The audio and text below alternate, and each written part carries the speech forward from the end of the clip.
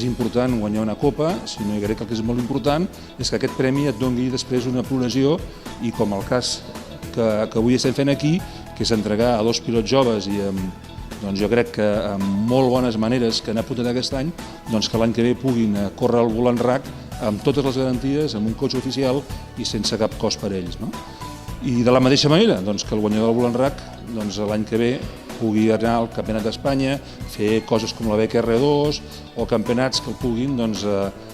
portar doncs, a proves internacionals, que al final seria la progressió ideal. Nosaltres des de fa molt de temps intentem estar sempre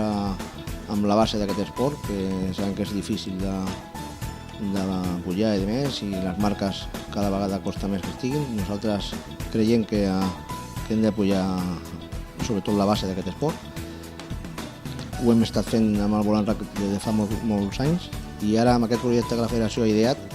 ens sembla que és un projecte ideal per començar amb els joves pilots i hem volgut ser-hi també. L'any que ve doncs,